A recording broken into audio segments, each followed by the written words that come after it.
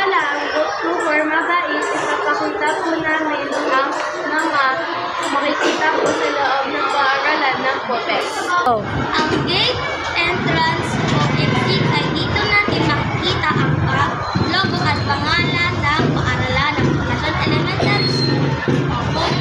At dito din natin makikita ang guardia na tagabantay sa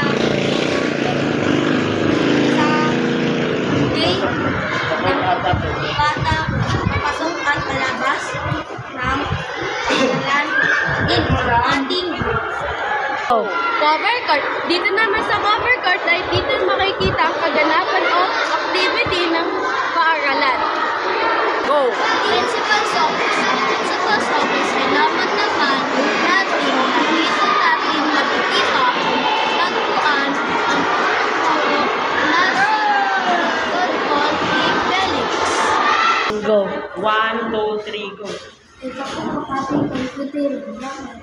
Ang computer naman ito, dito po natin masusunod ay natin gumamit ng mga computer.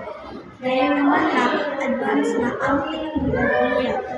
Na ayon at mahalaga kahit na alam tayo sa paggamit nito. Salamat po sa pagmanood sa amin.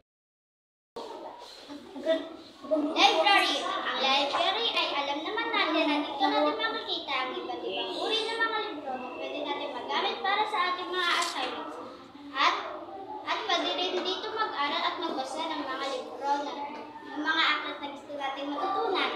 Dito ang minamalagang dokumento tulad ng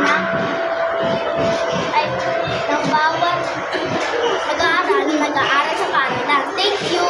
Go. School clinic. Sa ating school clinic naman ay dito natin dinadala ang mga estudyante na may kasamang pakiramdam at mabigyan ng paulang lanas at makapahinga muna ang bata. Ito ang school canteen. Sa ating school canteen, ay dito naman natin makikita ang mga masusustansyang pagkain sa abundayang halaga. Dito, kakain ang mabubusog na talo. Go. Flag. Ang flag naman ay ito ang mga ginagamit na pang-umaga ng seremoniya. Ceremony ng pang-umaga ang mga grade 6, grade 1, and grade 3.